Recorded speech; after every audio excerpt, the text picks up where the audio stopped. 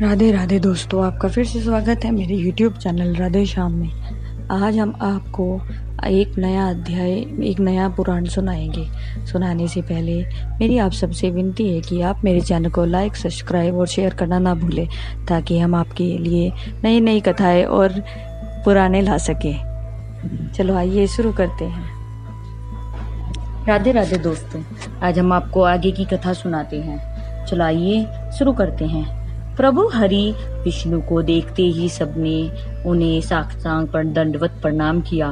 हे राजन, तब प्रभु श्री हरि विष्णु जी के ने वहां उपस्थित समस्त जनों को अपने प्रेम में मग्न रह देखकर कहा, यहाँ पर उपस्थित सभी जनों के मन में जो उनकी इच्छा हो वह निसंकोच होकर मुझसे वर मांग ले, मैं उनकी मनोकामना अवश्य पूर्ण करूंगा।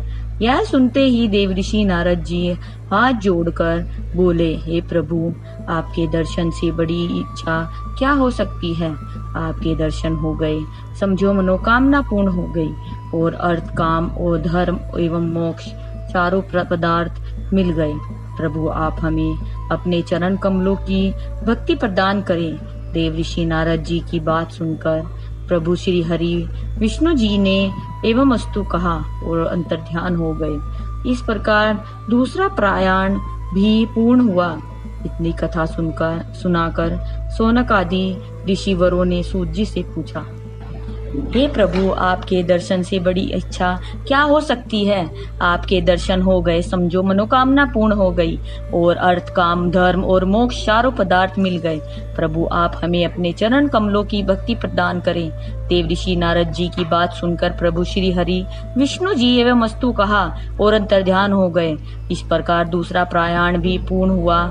इतनी कथा सुनकर सौनक आदि ऋषियों ने सूत जी से पूछा, प्रभु श्री सुखदेव जी, गोकर्ण और संत कुमार जी ने यह अमृत रूपी कथा कब सुनाई थी, हमें विस्तार से बताइए। सौनक आदि ऋषिवरों की बात सुनकर सूत जी बोले, प्रभु श्री हरि जी के गोलोक पधारने के लिए 100 वर्ष के बाद भद्रपद के मास में नवमी तिथि को श्री सुखदेव जी ने महाराज परीक्षित को, उनके 200 वर्ष पश्चात गोकर्ण ने धुंधकारी को, तथा उनके 300 वर्ष 6 वर्ष पश्चात संत कुमार जी ने देवऋषि नारद जी को यह श्रीमद् भागवत का सप्ताह प्रयाण सुनाया था। इस जगत में जो कोई भी प्राणी इस अमृत रूपी कथा को सच्चे मन से पढ़ता और सुनता है, उसको धर्म, अर्थ, धर्म, काम एवं मोक्ष चारों पदार्थों की प्राप्ति होती है। विष्णु भगवान का अवतार धारण करना और नारद मुनि का वेद व्यास जी को मूल भागवत के 4 श्लोक सुनाना तथा वेद व्यास जी द्वारा विस्तार से श्रीमद् भागवत का बनाया जाना और श्रृंगी ऋषि द्वारा महाराज परीक्षित को शाप मिलना तथा इस अमृत रूपी कथा का संसार में प्रकट होना। कृष्णा, शिवा, शिव, शारदा, गणपति, यमुना, गंगा, व्यास और सुखदेव मुनि, व्योनि, ईश, भुजंगा, गुरु पद पंकज सुमिकर, ऋषि मुनि कवि सब ध्याये, कहन चहो श्री भगवत भाषा मही बनाए, बाके टेढ़े वाक्य रच भारस भाषा कर बेमेल, कहो तथा कथा हरि की सुजन, जो अमृत के को बेल, सज्जन बलि सुपान कर आभा सुरस बनाए, दर्जन रोगी हरि विमुख कड़वी कह चिल्लाए, कवि गुण ले अवगुण सदा, क्षमा करेंगे श्री प्रिय, कहे चिरंजीव लाल सूत, हर नारायण विपर। पुत्र पुत्र पुत्र कह टेटते, जिनके व्यास मुनि जन्म जगत जात, उन सुख को नाहू शीस। श्री सूत जी पौराणिक भगवान वेद व्यास जी के प्रेम सहित शिष्य थे। श्री सूत जी समस्त शास्त्रों एवं पुराणों के महान ज्ञाता थे। उन्होंने श्रीमद् भागवत पुराण भी सुन रखी थी। श्री सूत जी ने मिश्रण नामक तीर्थ पर सौनक आदि 28,000 वर्ष ऋषियों के साथ सदैव प्रभु श्री हरि विष्णु के ध्यान में मग्न रहते थे।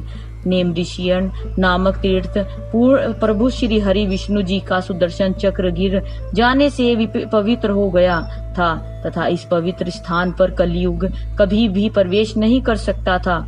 एक समय की बात है कि एक दिन सोनक आदि ऋषिवर श्री सूत जी से बोले, हे प्रभु, आप समस्त शास्त्रों तथा पुराणों के महान ज्ञाता हैं। आप हमें ऐसी कोई कथा सुनाओ जिसमें प्रभु की महिमा हो और इसको सुनने से हमें अर्थ, काम, धर्म और मोक्ष चारों पदार्थों का पुण्य मिल सके। सोनक आदि ऋषिवरों की बात सुनकर श्री सूत जी बोले, ऋषिवरों, इन त्रिलोकों और 14 भुवनों के रचयिता पर ब्रह्म निराकार रूप परमात्मा है, जो अपने तेज से समस्त जीवों का पालन करते हैं और प्रलय आने पर समस्त जीवों को अपने से में समाहित कर अपनी ज्योति में मिला लेते हैं तथा ब्रह्मा, विष्णु एवं महेश आदि समस्त देव उसी परमात्मा के ज्ञान और तथा प्रकाश से प्रकाशित हैं। उसी परमात्मा की माया से यह समस्त संसार चलता है। वेद व्यास जी ने समस्त संसारी माया को झूठी समझकर उन्हीं परमात्मा में ध्यान लगाकर अमृत रूपी श्रीमद् भागवत पुराण बनाया है। इसमें छल, कूट, झूठ, कपट और लोभ सहित ऐसे धर्मों का निर्माण किया है। इसके अनुसार चलने पर समस्त प्रकार के कष्टों से दूर होकर प्राणी मुक्त हो जाता है। दूसरों युगों में सैकड़ों यज्ञ, तप, दान, धर्म और पूजा पाठ आदि करने से भी भक्ति मुक्ति सरलता से नहीं मिलती थी, जबकि आज इस कलयुग में केवल अमृत रूपी श्रीमद् भागवत पुराण सुनने से ही प्रभु श्री हरि विष्णु अपने भक्त पर प्रसन्न होकर उसे भक्ति मुक्ति प्रदान करते हैं। इस अमृत रूपी श्रीमद् भागवत पुराण को समस्त वेदों का सार और कल्प वृक्ष की तरह समस्त फलों का दाता मानना चाहिए। यह अमृत रूपी कथा श्री वेद व्यास जी ने अपने सुपुत्र श्री सुखदेव मुनि को सुनाई थी। फिर यही अमृत रूपी कथा श्री सुखदेव मुनि जी के मुख से इस समस्त संसार में फैली है। हे ऋषिवरों, इस अमृत रूपी कथा को श्रवण करने से अक्षय फल की प्राप्ति होगी।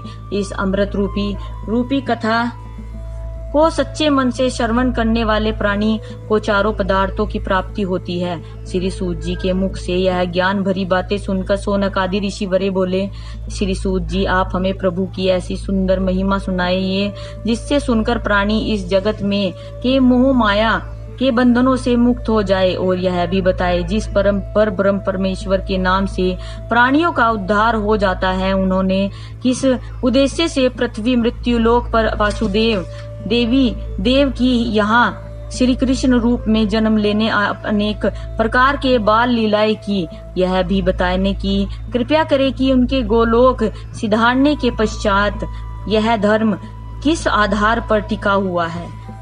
क्योंकि कहा जाता है कि प्रभु की लीला एवं कथा सुनने से प्राणी 84 लाख योनियों से छूटकर मुक्ति पा जाता है। आज की कथा में यही समाप्त करते हैं। आगे की कथा आपको कल सुनाएंगे। राधे राधे राधे राधे राधे राधे। जय श्री कृष्ण। अगर आपको मेरी वीडियो अच्छी लगी तो बेल आइकन दबाना ना भूलें, ताकि आपको मेरे आने वाली वीडियोस का नोटिफिकेशन मिलता रहे। धन्यवाद। ओम नमः शिवाय।